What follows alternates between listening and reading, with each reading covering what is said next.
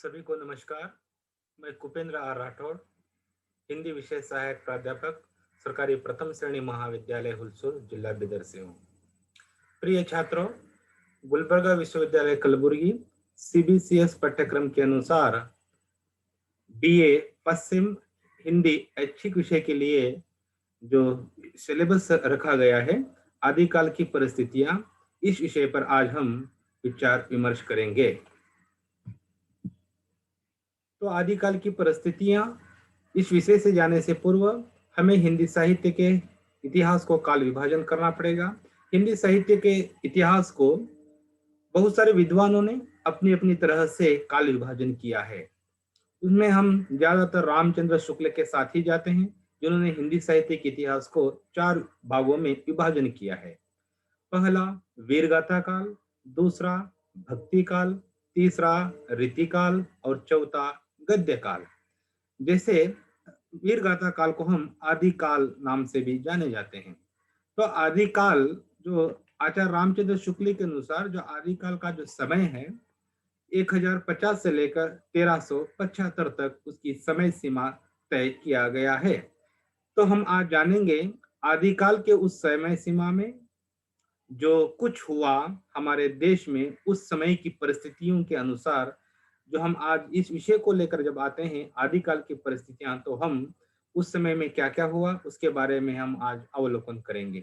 सबसे पहले आदिकाल की परिस्थितियां मुख्य तौर पर हम उसकी मुख्य बातें जानेंगे। हम आदिकाल की परिस्थितियां इस टॉपिक में, इस विषय में उसकी प्रस्तावना को जानने की कोशिश करेंगे। और आदिकाल की राजनीतिक परिस्थितियां, धार्मिक परिस्थितियां, सामाजिक परिस्थिति, साहित्यिक परिस्थिति, सांस्कृतिक परिस्थिति और आदिकाल के इस उपसंहार विषय को भी हम समझने की कोशिश करेंगे। तो आदिकाल की परिस्थितियां, यह विषय, यह जो टॉपिक है, जैसे मैंने कहा, बीए पश्चिम ऐच्छिक हिंदी विषय के लिए रखा गया है। हम आदिकाल की परिस्थितियां, पहले इसकी प्रस्तावना जानने की कोशिश करेंगे। साहित्य मानव समाज के विविध भावों एवं नित नवीन रहने वाली चेतना की अभिव्यक्ति है। किसी काल विशेष के साहित्य की जानकारी से तदयुगीन मानव समाज के समग्र रूप से जाना जा सकता है। आदिकालीन साहित्य की प्रमुख प्रवृत्तियों से परिचित होने से पूर्व तत्कालीन राजनीतिक, धार्मिक, सामाजिक, साहित्यिक एवं सांस्कृतिक स्थितियों का आकलन कर लेना उचित है। तो हम सबसे पहले राजनीतिक परिस्थितियों में क्या उलटफेर हुआ उसके बारे में समझने की कोशिश करेंगे। राजनीतिक दृष्टि से यह काल युद्ध और अशांति का काल था। सम्राट हर्षवर्धन के मृत्यु के उपरांत उत्तर भारत के सभी राज्य खंड खंड में विभक्त हो गए थे। राज्य के विस्तार के कारण सभी राजा आपस में लड़ रहे थे। भारत की उत्तरी पश्चिमी सीमा पर विदेशियों का आक्रमण हो रहा था। राजाओं में संकुचित राष्ट्रीयता थी, जिसे हम संकुचित राष्ट्रीयता कहते हैं। राजनीतिक परिस्थितियों के आधार पर यह कहा जा सकता है कि आदिकालीन का युग युद्ध, संघर्ष और अशांति से ग्रस्त था।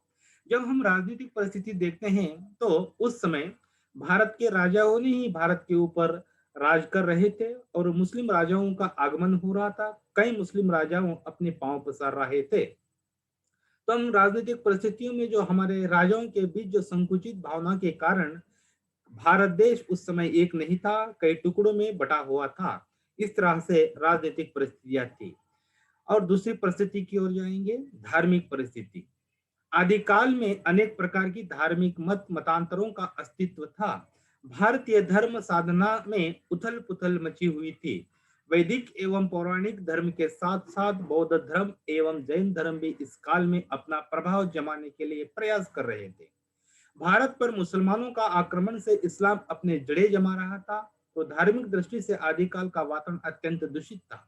अगर हम धार्मिक परिस्थिति की ओर अगर देखते हैं तो यह जो स्थिति है, यानी भारत में वैदिक संप्रदाय के साथ साथ मुस्लिम धर्मों का भी प्रवेश हो रहा था।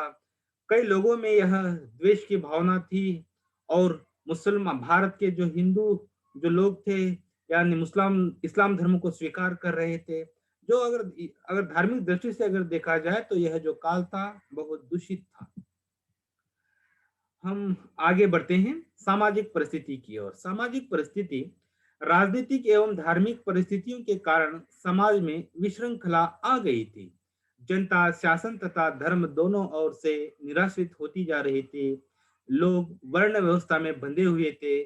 जनता में असमानता बढ़ रही थी। बाल विवाह, सती प्रथा जैसी व्यवस्था चरम पर थी।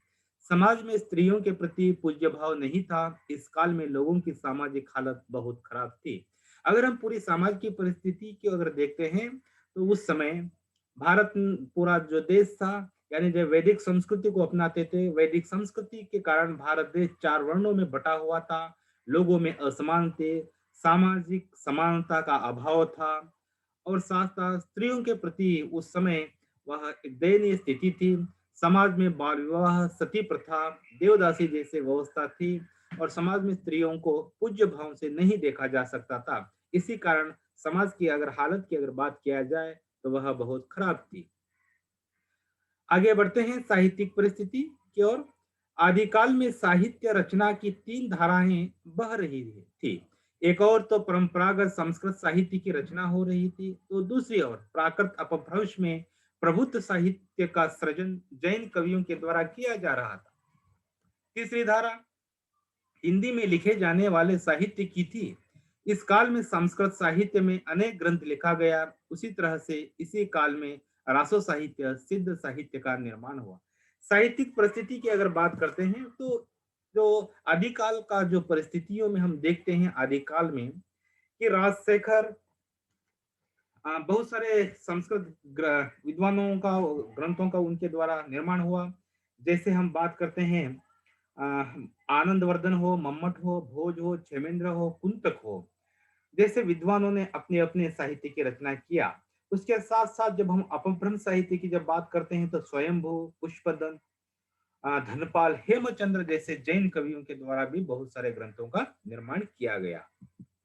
सांस्कृतिक परिस्थिति, सम्राट हर्षवर्धन के समय भारत सांस्कृतिक दृष्टि से अपने शिखर पर था।